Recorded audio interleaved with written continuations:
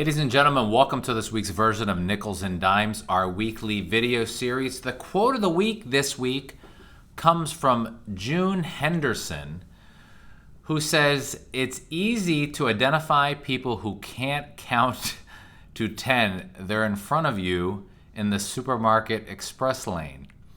It is easy to identify people who can't count to 10. They're in front of you at the supermarket express lane. Boy, isn't that true?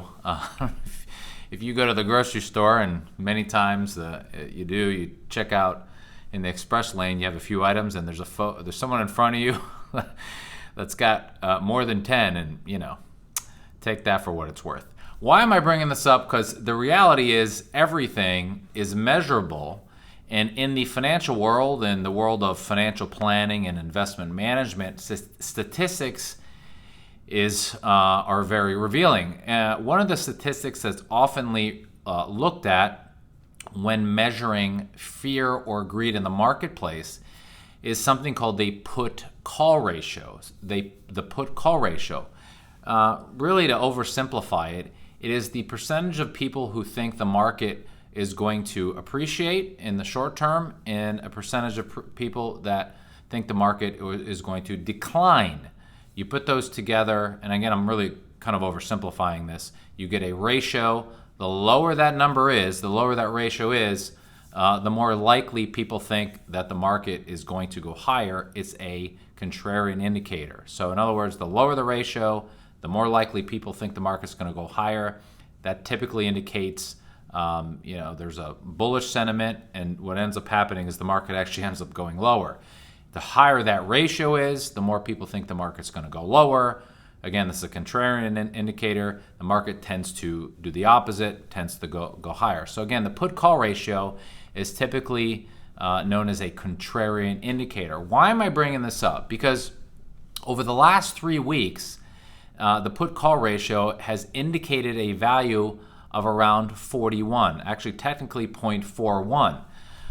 And over the last number of months, since June, every time that indicator has been below 0.41, again, or lower, the market has dropped significantly. In fact, in June, when the value was 0.41, the Dow fell 2,700 points. So again, the put-call ratio is an indicator of fear and greed in the marketplace, and it's a contrarian indicator. Again, the lower the number, the more people think the market's going to go higher, which typically means the market does not do that. Again, the higher the number, the more bearish people are, and the market tends to do the opposite.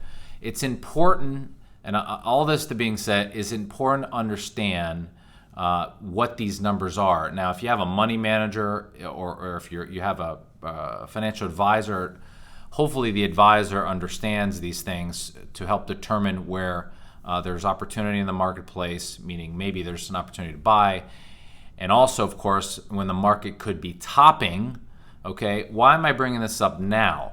Because we've seen over the last few weeks with some new news with a number of companies coming out with vaccines, you've seen the market take off only to sell off during the rest of the week. And now we're actually at least at the time of this recording, the Dow is hovering around 30,000. There's a lot of negativity, but again, positively, we have vaccine news. People are being optimistic. So again, I'm bringing all of this up to say is that put-call ratio has been low for about 3 weeks now, which is a possible indication that the market is seeing, at least in the recent term, a peak. So all that being said, my question to you is simply this. If the market does decline again, like it has in June and August, again, when that put-call ratio is low, what is your discipline? What is your strategy to protect your portfolio? I often bring this up, and the reason I often bring this up is folks, in my experience, do a great job of identifying opportunities to make money. But what they often forget is, look, there's another side of that equation. The other side is when the markets aren't good, what are you doing to protect your portfolio?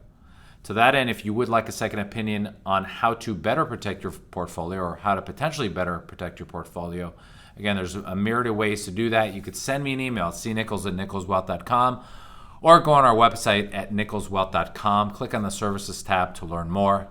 Thanks again for watching. We look forward to hearing from you. Bye-bye.